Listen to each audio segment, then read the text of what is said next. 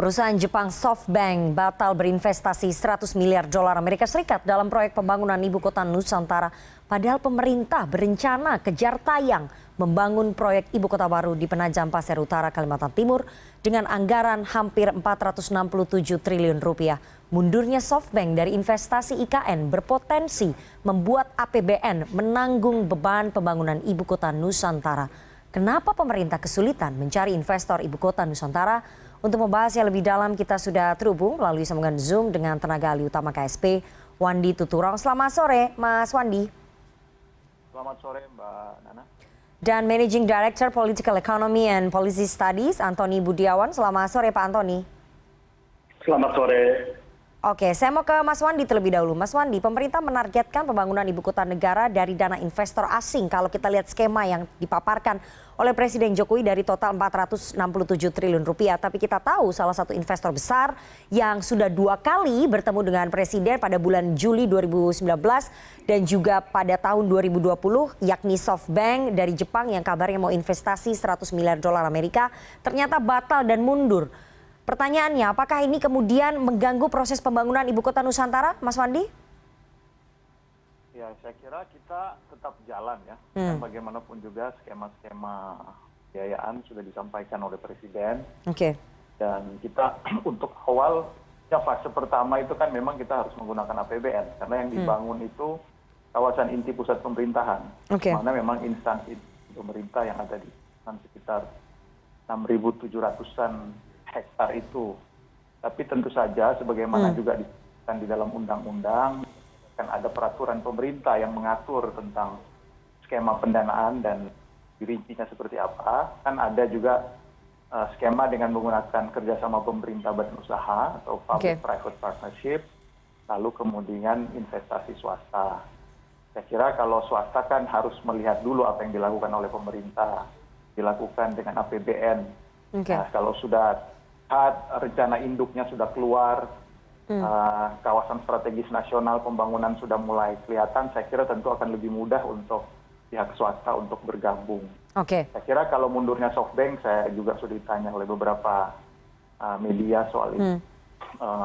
Memang tidak dijelaskan di dalam statement yang keluar di Reuters ya kalau nggak salah waktu itu, beritanya pertama kali. Tapi saya kira dalam diskusi kami juga dalam informasi kan, saya kira kemungkinan besar ada perbedaan ekspektasi dalam melihat investasi di ibu kota Nusantara ini. Pada demikian karena di awal kan ada 2 konsep besar dalam pembangunan IKN ini. Pertama adalah sebuah megacity dengan penduduk puluhan juta. Mungkin SoftBank mengharapkan 5 jutaan ya di awalnya. Tetapi kan kemudian yang kita pilih adalah pembangunan kota berkelanjutan dengan model Smart Forest City yang sekarang sudah ada di undang-undang. Nah itu konsepnya agak berbeda di mana lebih sedikit, 1,7 juta jiwa maksimalnya. Tentu konsep investasinya dan ekspektasinya berbeda. Dan wajar saja saya kira setiap investor punya pendekatan yang berbeda, ekspektasi yang berbeda tentang return on investment atau profit yang mereka harapkan. Pak Antoni, kalau tadi disampaikan oleh Mas Wandi bahwa mundurnya SoftBank ini tidak akan mengganggu proses pembangunan dari ibu kota Nusantara karena memang pembiayaan awal harus diambil dari APBN, tapi ini biayanya cukup besar. Dan tadi ada perbedaan konsep dari pemerintah Indonesia dengan SoftBank meskipun sudah 2 kali duduk bersama dari pihak SoftBank, ternyata tidak ketemu, ekspektasinya ini berbeda antara SoftBank dengan pemerintah Indonesia. Tapi kalau menurut Pak Antoni, proses di IKN yang sudah berjalan dan pemerintah sudah punya payung hukum, RUU IKN-nya sudah ada, sudah resmi landasan hukumnya, kenapa investor sekelas SoftBank sampai batal berinvestasi di proyek IKN ini? Apakah memang perbedaan konsep, perbedaan ekspektasi itu menjadi salah satu faktor utama, Pak Antoni? Ya, saya rasa adalah lebih dari apa yang diungkapkan mengenai hitung-hitungan, mengenai proyek dan sebagainya. Saya rasa kalau kita lihat proses kelahiran IKN ini adalah sudah bermasalah. Yaitu pertama adalah dari proses kelahiran, di mana bahwa diiming-imingi bahwa ini akan ada investor. Oke. Ya, lalu ada 100 miliar, 25 miliar mundur dan sebagainya. Nah, jadi proses kelahiran IKN ini berdasarkan data yang tidak benar. Oke. Tapi kalau kita mau bicara lebih terbuka lagi, ini adalah data-data yang bohong. Oke. Bahwa di mana bahwa ada komitmen 100 miliar dan sebagainya yang saat ini tidak ada. Sovereign Wealth Fund atau lembaga pengelola investasi itu dibuat untuk begitu, untuk juga menanamkan investasi di sini. Jadi kalau kita lihat ini semua tidak ada. Jadi saya rasa adalah investor ini akan melihat di mana proses kelahiran dari cacat, di mana kemudian legalitas IKN juga dipertanyakan. Bahwa konsep otorita ini adalah suatu konsep yang melenceng dari Undang-Undang Dasar, yaitu pemerintahan daerah. Dan ini saya melihat bahwa ini semacam aneksasi kepada daerah, yaitu di mana bahwa otorita boleh mengambil pajak yang harusnya adalah pemerintah daerah. Sekarang otorita dibuat menjadi pemerintah daerah. Jadi khusus di sini adalah pemerintah daerah dihilangkan dengan itu. Lalu kemudian banyak gugatan, ya sekarang sudah masuk beberapa gugatan mengelola untuk IKN ini. Nah, kalau kita lihat lagi, Pak Jokowi ini selesai tahun 2024, jadi tinggal 2 tahun lagi. Lalu kemudian ada lagi suatu yang heboh, mana bahwa penundaan pemilu itu adalah digadang-gadang untuk menggolkan IKN. Ya, kalau kita lihat adalah diharapkan 3 tahun ini adalah kompensasi, seharusnya IKN adalah dari 2019, yang satu term itu 2024, karena ini mundur, mau diharapkan 2022 menjadi 2027. Tapi tidak ada investor di dalam negara yang maju, negara maju itu mau investasi di negara dengan melanggar konstitusi. Jadi inkonstitusional. Jadi masa depan IKN sangat pasti. Yang pasti adalah akan menjadi terbengkalai. Nah, disitulah bahwa semua investor akan mundur. Belum lagi, satu hal lagi, yaitu kalau kita lihat tidak ada ibu kota dibangun atas dasar komersial. Seperti kayak begini. Nah, disinilah bahwa peran-peran oligarki ini semua bermain, di mana peran dari kebanyakan masyarakat ini adalah ya tentu saja banyak yang menolak. Tahan dulu Pak Antoni, menarik sekali tadi apa yang Anda sampaikan. Mas Wandi, saya mau tanya ya, yang pertama menurut Pak Antoni proses kelahiran IKN sudah bermasalah sejak awal, landasan hukumnya juga bermasalah, saat ini sedang digugat di Mahkamah Konstitusi. Kemudian keadaan politik, silakan. Keadaan politik di Indonesia juga mempengaruhi psikologis investor, silakan. Kalau soal landasan hukum, ada yang namanya amandemen konstitusi pasal 18B. Jadi di situ ada kekhususan tentang sebuah pemerintahan daerah ibu khusus, ada keistimewaan dan daerah khusus.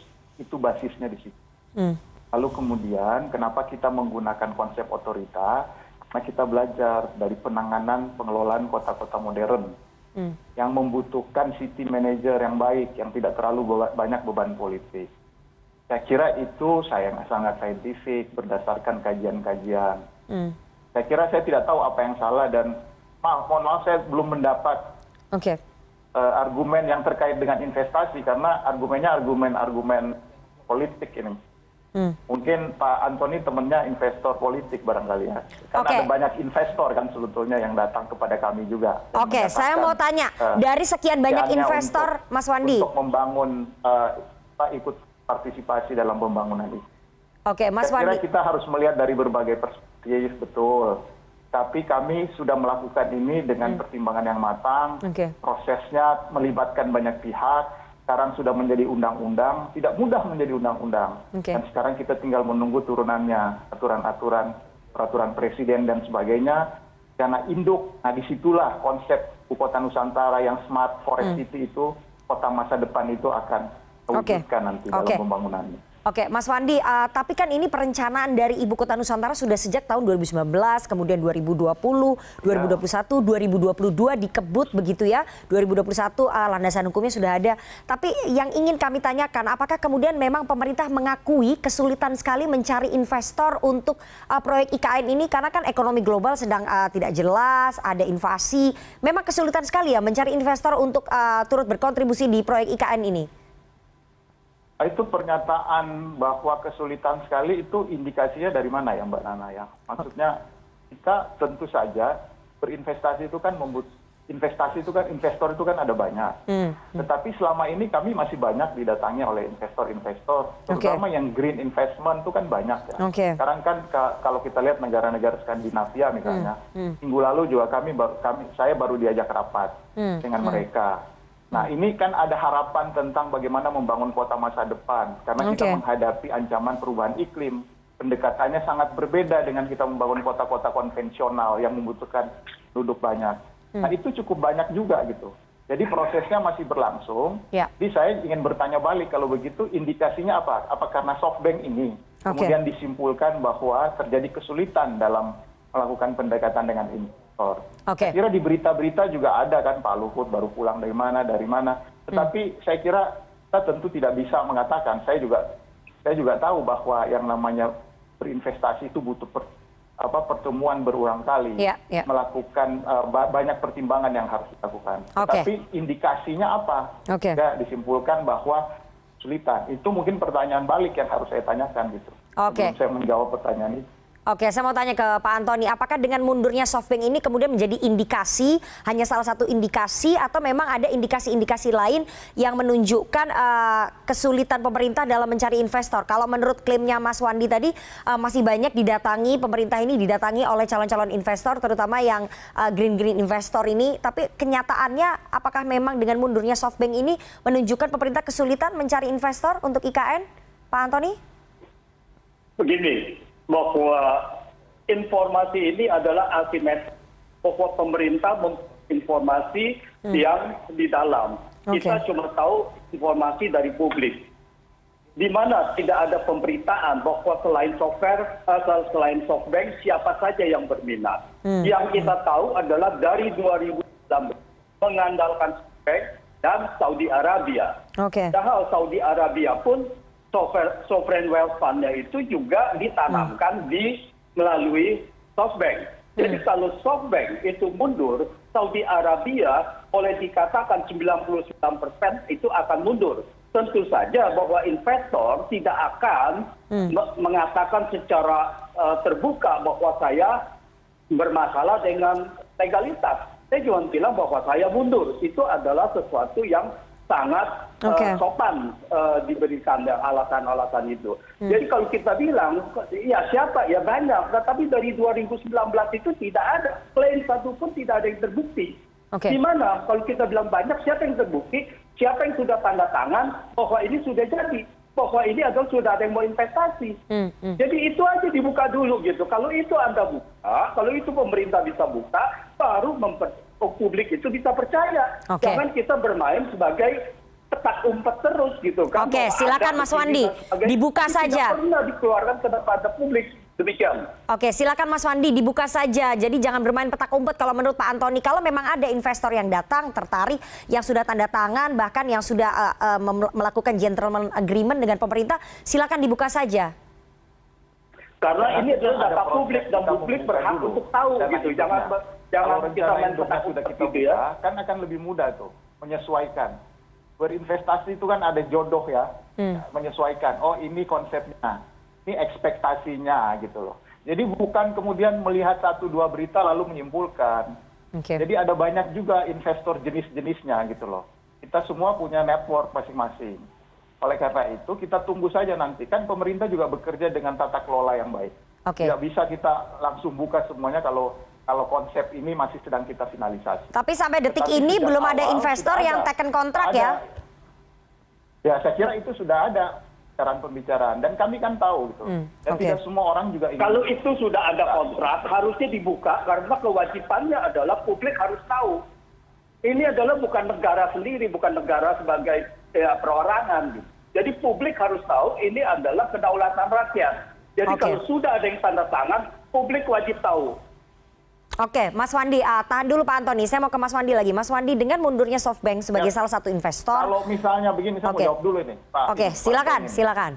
Kan ada yang Pak Antoni kalau di dunia investasi kan tahu ada yang namanya non-disclosure agreement kan, NDA. Tidak semua investor itu ingin dibuka identitasnya. Kalau kita buka, kita melanggar hal itu. Saya kira kita ikuti saja prosesnya dengan baik. Dan ini sudah kita siapkan. Saya tidak setuju. Kalau Anda adalah sudah punya pemikiran itu boleh. itu Tapi ini adalah negara, ini bukan milik Anda. Kita tidak bisa lagi. Negara ini milik publik. Jadi kalau ada investor di sini, kalau sudah ada tanda tangan, Anda harus disclose. Tidak ada tidak. DPR pun harus disclose. Oke, saya tengahin dulu. Mas Wandi, dengan mundurnya SoftBank sebagai investor, tadi Anda mengatakan sudah ada beberapa yang menekan ataupun menginginkan non-disclosure agreement. Artinya tidak ingin di... Mbak, saya harus luruskan dulu ini, Mbak Nanang. Saya harus luruskan. Ya. Karena bagaimanapun juga kan harus melihat dulu Perpres tentang rencana induknya. Harus disahkan dulu kan. Investor juga harus melihat kepastian hukumnya. Kepastian hukumnya itu ada di aturan turunan itu. Dan kalau itu sudah ditandatangani, maka akan lebih mudah bagi mereka untuk melihat di mana kecocokannya. Jadi nggak bisa semua kita buka semuanya, karena ada beberapa hal yang harus kita selesaikan. Oke, sambil menunggu peraturan turunan dari RUU IKN. Tanggal 15 Februari lalu, ada 2 bulan yang kita lakukan untuk menyelesaikan aturan-aturan turunan. Oke, sambil menunggu aturan-aturan turunan dari RUU IKN, apakah kemudian pembangunan proyek IKN ini menggunakan APBN? Artinya akan membebani APBN karena kan sambil menunggu nih aturan turunannya dibuat, kemudian setelah aturan turunan dibuat kan harus ada menggunakan APBN, Mbak. Saya harus tegas bahwa harus menggunakan APBN di awal dan itu sudah dijelaskan sebetulnya sekitar 19-20% APBN. Tapi kalau dikatakan membebani, apakah itu membebani? Karena kan ada skema pembiayaan yang lain.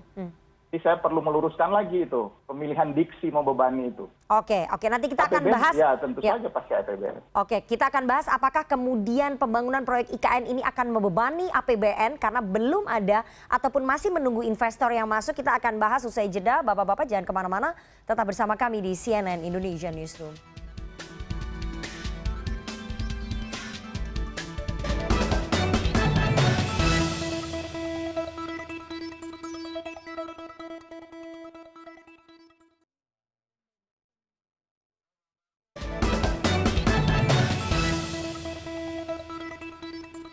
Anda masih bersama kami di CNN Indonesia Newsroom dan kita akan lanjutkan perbincangan kita dengan 2 orang narasumber. Ada Wandi Tuturong, tenaga ahli utama KSP, dan juga Antoni Budiawan, Managing Director Political Economy and Policy Studies. Mas Wandi, saya akan tanya ya, bahwa tadi Anda katakan soal Anda menegaskan bahwa pembangunan proyek IKN ini akan menggunakan APBN, tapi berapa porsinya?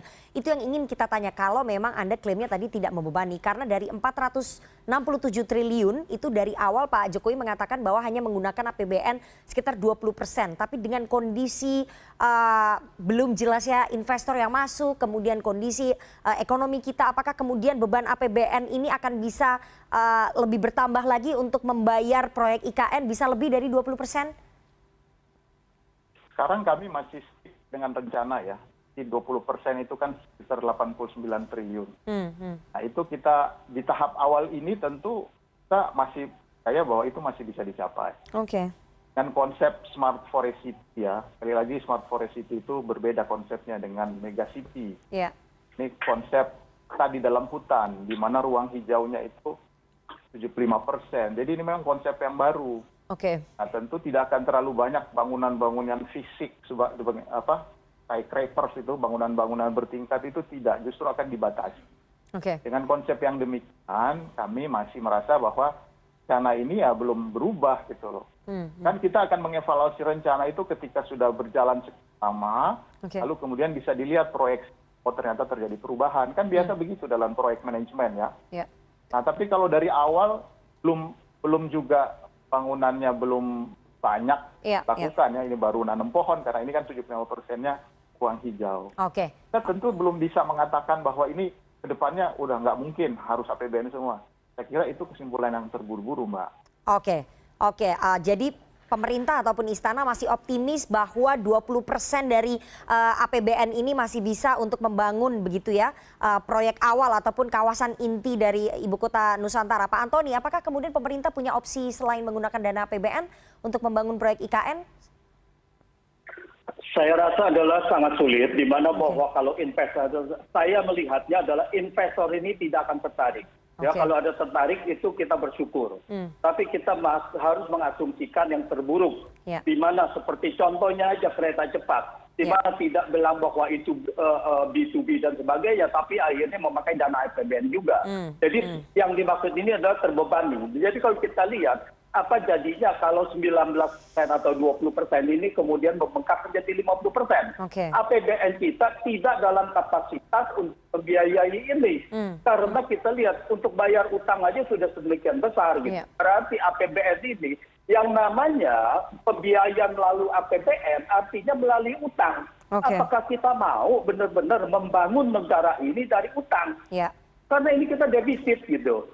Dan kita tahu kesejahteraan masyarakat ini masih jauh di bawah itu. Gitu. Nah, jadi banyak sekali yang harus dikerjakan, diprioritaskan dari APBN itu. Oke. Contohnya aja sekarang dengan minyak goreng aja, subsidinya aja terbatas-batas, Ya, ya. terbata-bata, dan kemudian juga ada yang meninggal, ngantri, dan sebagainya gitu. Oke. Tetapi mana bahwa di sini adalah harusnya ini diprioritaskan gitu, bukannya diprioritaskan Oke. untuk membangun itu. Nah inilah politik APBN ini tidak berpihak kepada rakyat, tapi berpihak kepada oligarki. Oke, Mas Wandi.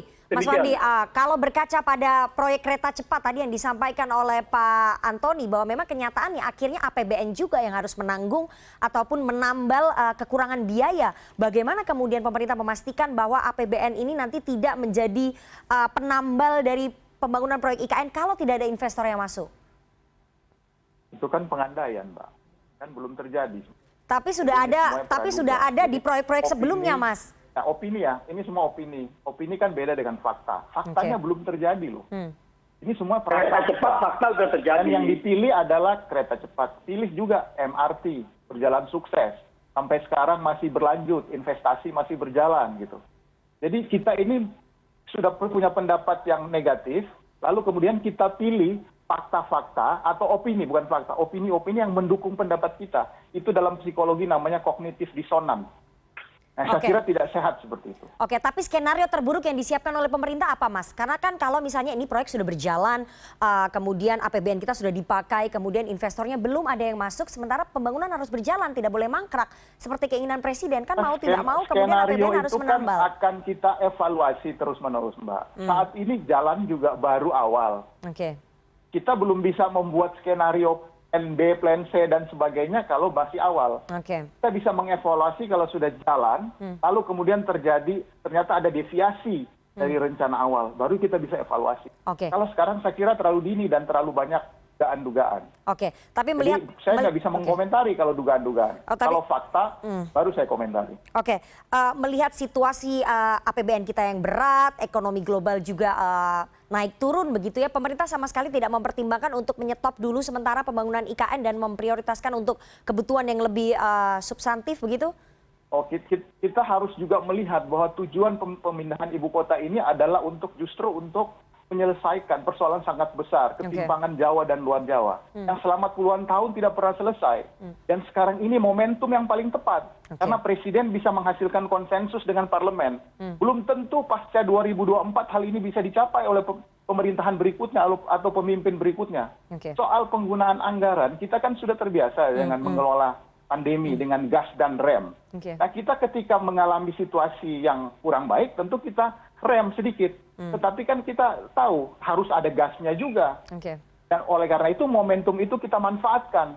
Oke. Belum tentu lagi kalau kita tidak melakukan sekarang, saya tidak yakin pemindahan ibu kota soalan ketimpangan Jawa dan luar Jawa akan pernah selesai. Oke. Jadi saya kira ini momentum yang paling tepat ya sekarang ini. Oke, terakhir ke Pak Antoni bahwa kalau menurut Mas Wandi ini momentumnya paling cepat, paling tepat karena Presiden berhasil mencapai konsensus di parlemen. Belum tentu kalau ini kemudian ditunda ataupun di stop sementara ini bisa dilanjutkan lagi. Tapi menurut analisis Anda melihat situasi ekonomi global yang tidak menentu, beban APBN semakin berat, apakah kemudian pemerintah disarankan untuk menyetop sementara, menghentikan dulu proyek IKN sampai ada investor masuk? Ini adalah yang kita khawatirkan, bahwa kegagalan dalam pembangunan ekonomi lalu dibuat menjadi alasan bahwa ini adalah untuk memberikan lebih memeratakan pembangunan, yang mana ini adalah ilusi. di mana saya katakan bahwa kalau kita lihat di Beijing misalnya, itu yang surrounding dari Beijing itu adalah jauh lebih rendah pendapatannya dari yang di luar Beijing gitu. Jadi seperti yang di pesisir gitu. Jadi Beijing menunjukkan bahwa letak ibu kota itu tidak menjamin suatu kesejahteraan. Dan di sana di beberapa neighbors provinsi tetangganya itu pendapatan per kapitanya cuma 30% dari Beijing, 40% dari Beijing. Ini adalah suatu kita diberikan lagi cek-cek kosong di mana bahwa ini adalah begini gitu. Tetapi ini juga banyak sekali yang bahwa alasan-alasan ini adalah mengada-ada gitu. Jadi jangan sampai pemindahan ibu kota jadi semacam pengalihan bahwa alasan kegagalan ekonomi itu karena ini gitu. Itu pertama. Terus kedua, ini sekarang pemerintah sekarang ini sangat enak sekali karena tidak ada pertanggungjawabannya. Jadi tinggal janji saja. Kalau tercapai tidak tercapai ya nanti kita lihat. Tetapi tidak ada sanksi kalau ini tidak tercapai. Kalau Artinya dulu harus masih di-stop ada dulu atau bagaimana, Pak pertanggungjawaban di depan Antoni? MPR, tidak istimewa, pertanggungjawabannya diterima atau tidak diterima. Sekarang semuanya tinggal diserahkan aja. Kalau saya gagal ya saya serahkan gitu. Tidak ada begitu proses untuk itu. Saya rasa ini yang harus dirubah ke depannya bahwa Indonesia harus mempunyai pemimpin nantinya yang harus dimintakan pertanggungjawabannya. Terima kasih. Untuk proyek IKN harus dihentikan sementara sampai ada investor masuk atau seperti apa? Anda tadi belum menjawab pertanyaan saya, Pak Antoni. Kalau saya rasa dengan IKN harusnya adalah dihentikan. Jangan sampai uang ini adalah tertunda-tunda, terbuang dengan tidak kalau menjadi mangkrak. Ya, jadi kalau tidak ada investor, tidak ada yang bisa bangun, tidak gitu. Dan saya dengan APBN pasti tidak kuat. Kalau memang mau dipasarkan ya silakan saja. Kalau saya ditanyakan sebaiknya stop karena juga masih banyak menghadapi gugatan. Terima kasih. Oke, kita tunggu nanti bagaimana langkah dari pemerintah, apakah berhasil menarik investor asing untuk bisa masuk, membantu, berkontribusi, berinvestasi dalam pembangunan proyek Ibu Kota Nusantara. Sekali lagi Mas Wandi, kita tunggu ya janjinya, keterbukaan informasi dari pemerintah terhadap investor nanti yang akan masuk, karena itu sekali lagi menentukan beban dari APBN yang akan dipakai dalam pembangunan proyek Ibu Kota Nusantara. Terima kasih sekali dua orang narasumber yang sudah bergabung. Pada sore hari ini ada Wandi Tuturong, tenaga ahli utama KSP, dan juga Antoni Budiawan, Managing Director Political Economy and Policy Studies. Sehat selalu Mas Wandi dan juga Pak Antoni. Sehat selalu, Pak Antoni.